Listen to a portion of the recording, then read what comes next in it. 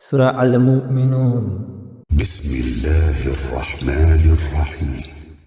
রহমান রহিম আল্লাহ তাআলার নামে। নিঃসন্দেহে সেসব ইমানদার মানুষরা মুক্তি পেয়ে গেছে যারা নিজেদের নামাজে একান্ত বিনয় অবনত হয়, যারা অর্থহীন বিষয় থেকে বিমুখ থাকে, যারা রীতিমতো যাকাত প্রদান করে, যারা তাদের যৌন অঙ্গসমূহের হেফাজত করে। তবে নিজেদের স্ত্রী কিংবা নিজেদের অধিকারভুক্ত দাসীদের ওপর এই বিধান প্রযোজ্য নয়। এখানে হেফাজত না করার জন্য তারা কিছুতেই তিরস্কৃত হবে না। অতঃপর এ বিধিবদ্ধ উপায় ছাড়া যদি কেউ অন্য কোনো পন্থায় যৌন কামনা চরিতার্থ করতে চায়, তাহলে তারা সীমা লঙ্ঘনকারী বলে বিবেচিত হবে। যারা তাদের কাছে রক্ষিত আমানত ও অন্যদের দেয়া প্রতিশ্রুতিসমূহের হেফাজত করে, যারা নিজেদের নামাজ সমূহের ব্যাপারে সমাধিক যত্নবান হয়, এই লোকগুলি হচ্ছে মূলত জমিনে আমার যথার্থ উত্তরাধিকারী। জান্নাতুল ফেরদাউসের উত্তরাধিকারও এরা পাবে, তারা সেখানে চিরকাল থাকবে। মানুষ, তোমরা সৃষ্টি প্রক্রিয়াটা লক্ষ্য করো।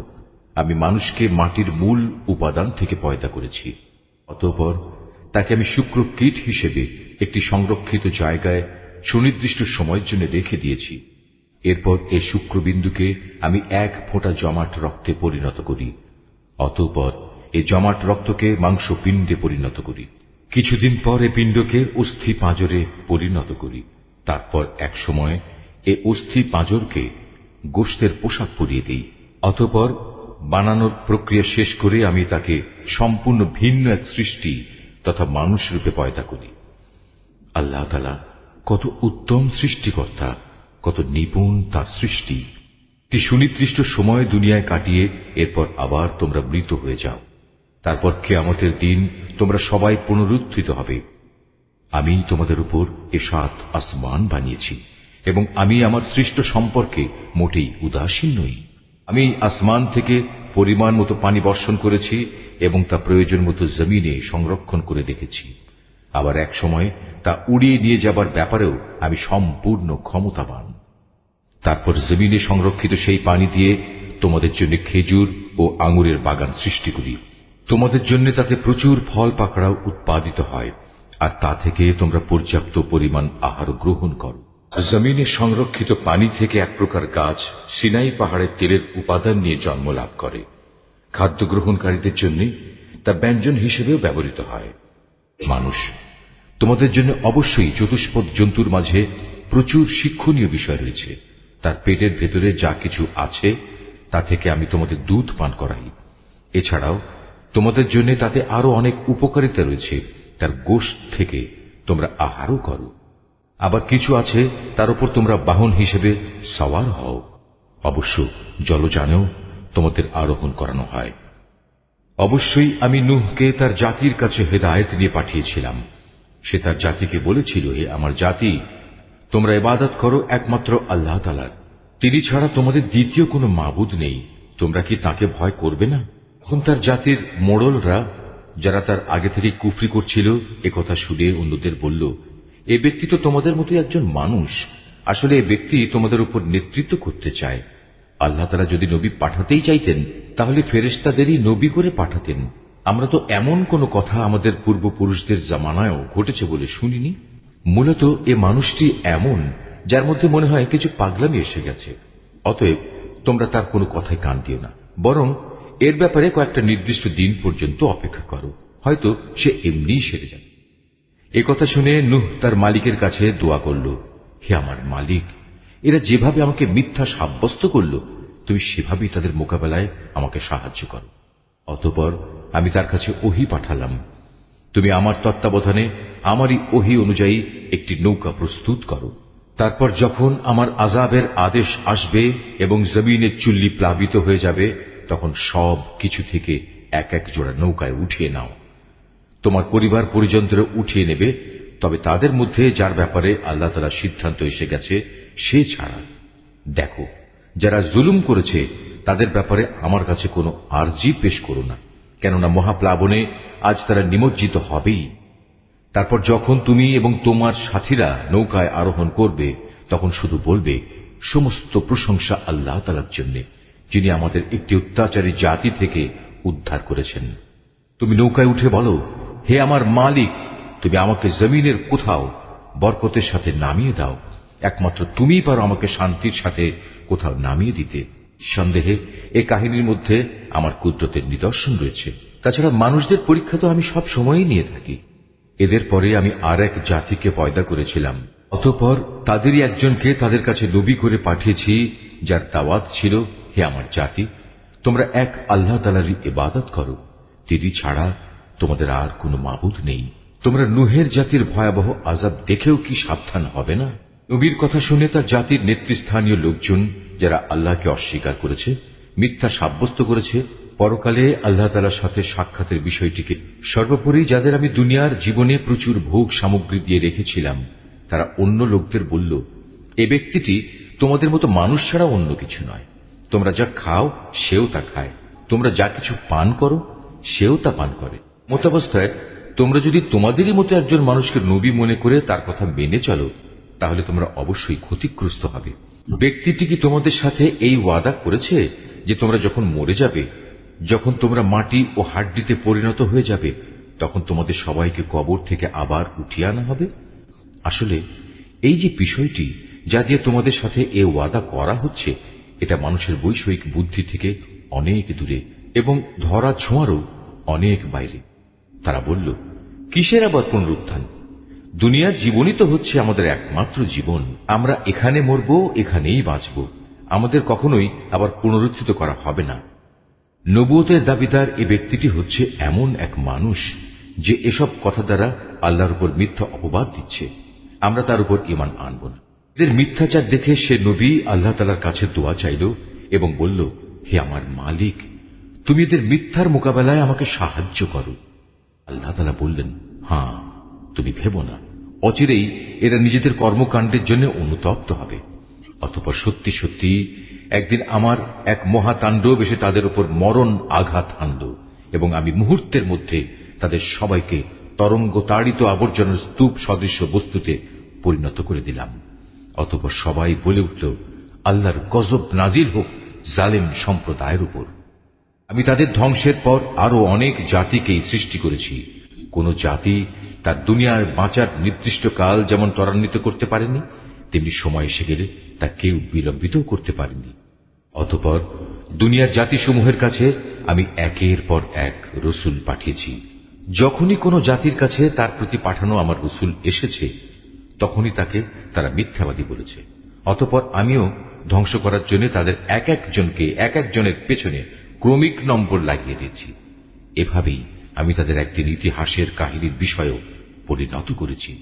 বিধ্বংস হোক সে জাতি যারা আল্লাহ তাআলার উপর ঈমান আনেনি। তারপর আমি এক সময় আমার আয়াতসমূহ ও সুস্পষ্ট দলিল প্রমাণ দিয়ে মূসা এবং তার ভাই হারুনকে পাঠিয়েছি। তাদের আমি পাঠিয়েছি ফেরাউন ও তার পারিষদদের কাছে, কিন্তু তারা তাদের মেনে নেয়ার বদলে অহংকার করল। তারা ছিল স্পষ্টত একটি নাফরমান জাতি। তারা বলতে লাগল, আমরা কি এমন দুজন মানুষের উপর ঈমান আনব যারা আমাদের মতোই মানুষ, অপরদিকে তাদের জাতীয় হচ্ছে আমাদের সেবাদাস? তারা তাদের উভয়কে মিথ্যাবাদী বলল। ফল এই দাঁড়ালো, তারা ধ্বংসপ্রাপ্ত মানুষদের দলভুক্ত হয়ে গেল। আমি মূসাকে আমার কেতাব দান করেছি যেন লোকেরা তা থেকে হেদায়েত লাভ করতে পারে। এভাবেই আমি মারিয়াম পুত্র ঈসা ও তার মাকে আমার কুদরতের নিদর্শন বানিয়েছি এবং তাদের এক নিরাপদ ও প্রশ্রবণ বিশিষ্ট উচ্চ ভূমিতে আমি আশ্রয় দিয়েছি। হে আমার রাসূলরা, তোমরা পাক পবিত্র জিনিসসমূহ খাও, হামেশা নেক আমল করো, কেননা তোমরা যা কিছু করো সে সম্পর্কে আমি সবিশেষ অবহিত আছি। এই যে তোমাদের জাতি, তা কিন্তু দিনের বন্ধনে একই জাতি, আর আমি হচ্ছি তোমাদের একমাত্র মালিক।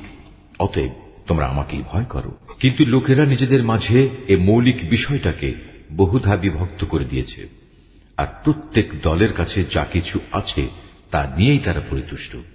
অতএব হে নবী, তুমি তাদের একটা সুনির্দিষ্ট সময়ের জন্য নিজ নিজ বিভ্রান্তিতে পড়ে থাকার জন্য ছেড়ে দাও। তারা কি এটা ধরে নিয়েছে আমি তাদের যে ধন সম্পদ ও সন্তান সন্ততি দিয়ে সাহায্য করছি এবং তার অর্থ এই যে আমি সব সময় তাদের জন্য সকল প্রকার কল্যাণ ত্বরান্বিত করে যাব? না, আসলে তা নয়। কিন্তু এরা তো সে সম্পর্কে কিছুই বোঝে না। এরা নিজেদের মালিকের ভয়ে সদা ভীত সন্ত্রস্ত থাকে, যারা তাদের মালিকের নাজিল করা আয়াতসমূহের উপর ঈমান আনে, যারা তাদের মালিকের মালিকানার সাথে অন্য কাউকে শরিক করে না, যারা তার পথে যা কিছু দিতে পারে মুক্ত হস্তে দান করে, তারপরেও তাদের মন ভীত কম্পিত থাকে, তাদের একদিন তাদের মালিকের কাছে ফিরে যেতে হবে। সত্যিকার অর্থে এরাই হচ্ছে সেসব মানুষ যারা নেকির কাজে সদা তৎপর, উপরন্তু তারা সবার চাইতে অগ্রগামীও। আমি কারো উপরে তার সাধ্যাত্মিক বোঝা চাপাই না। প্রত্যেক মানুষের আমল সংক্রান্ত একটি গ্রন্থ আমার কাছে সংরক্ষিত আছে, যা তাদের অবস্থা ঠিক ঠিক বলে দেবে। আর এই ব্যবস্থাপনায় তাদের উপর কোনো জুলুম করা হবে না, বরং তাদের অন্তর এ বিষয়ে আঁধারে আচ্ছন্ন হয়ে আছে।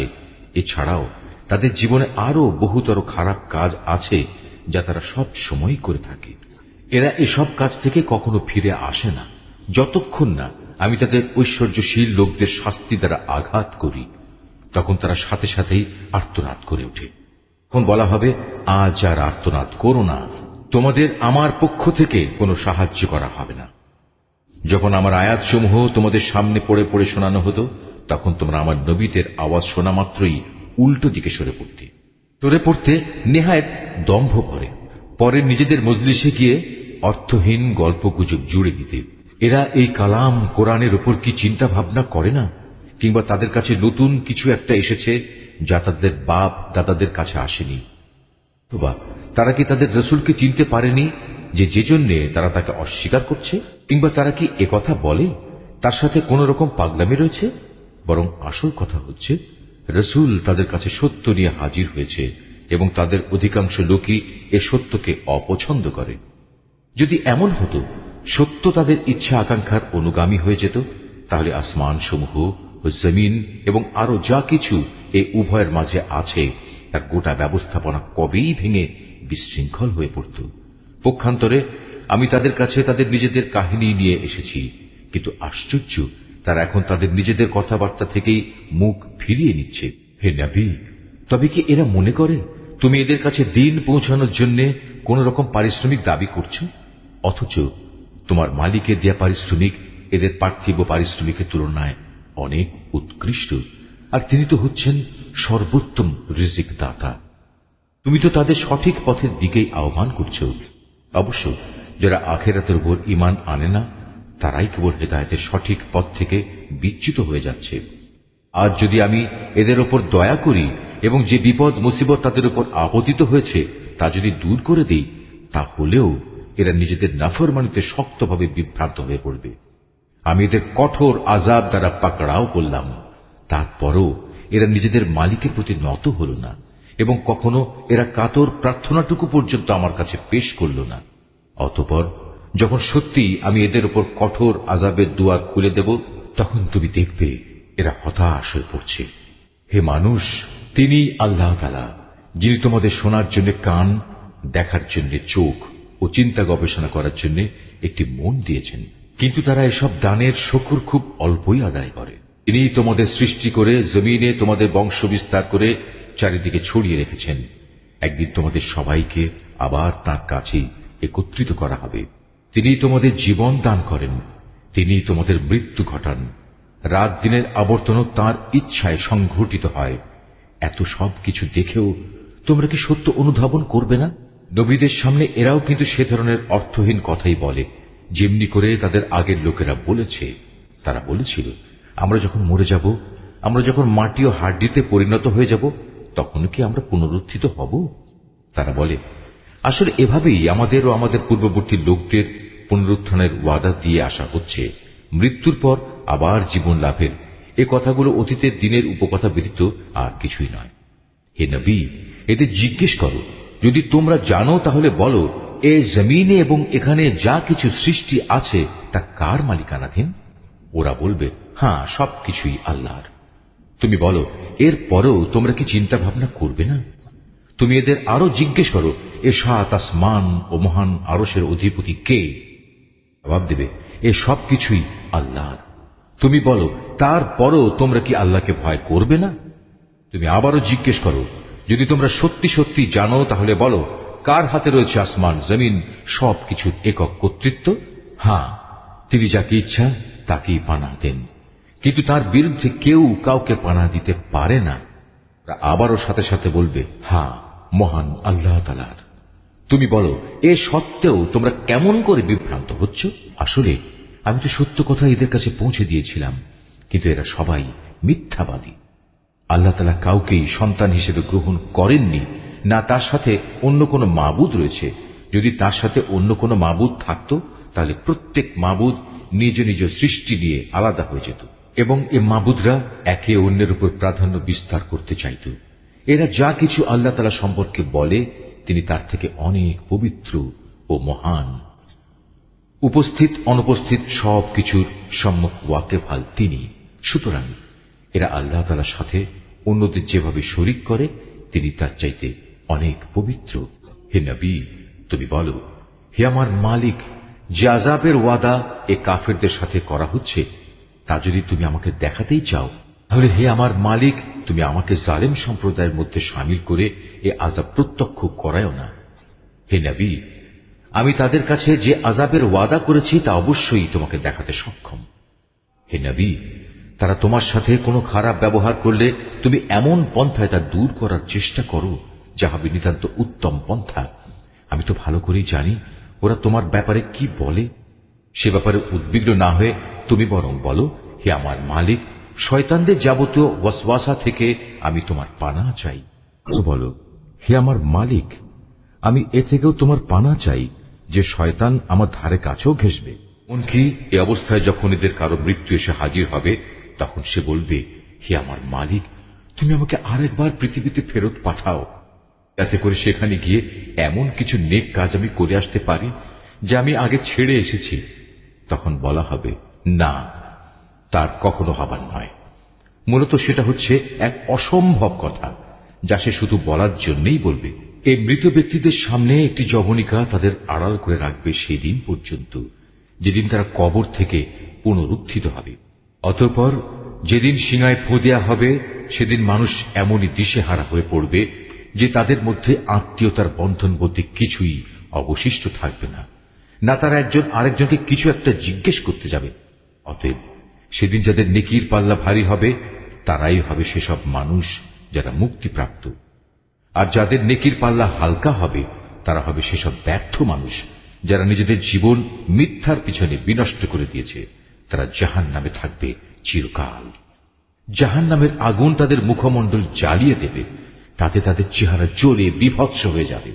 তাদের যখন জিজ্ঞেস করা হবে, এমন অবস্থা কি হয়নি যে আমার আয়াতসমূহ তোমাদের সামনে পড়ে শোনানো হয়েছিল এবং তোমরা তা অস্বীকার করেছিলে?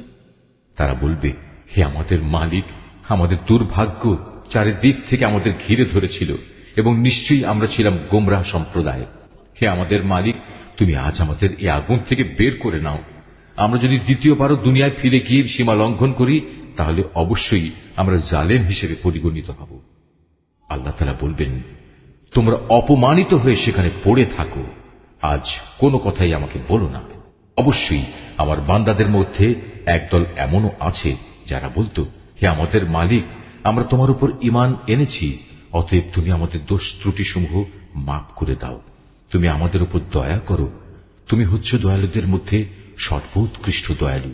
অতঃপর তোমরা তাদের উপহাসের বস্তু বানিয়ে রেখেছিলে, এমনকি তা তোমাদের আমার স্মরণ পর্যন্ত ভুলিয়ে দিয়েছে, আর তোমরা তো তাদের দিয়ে হাসি তামাশাই করতে। তাদের সে ধৈর্যের কারণেই আজ আমি তাদের এই প্রতিফল দিলাম। মূলত তারাই হচ্ছে সত্যিকার অর্থে সফল মানুষ।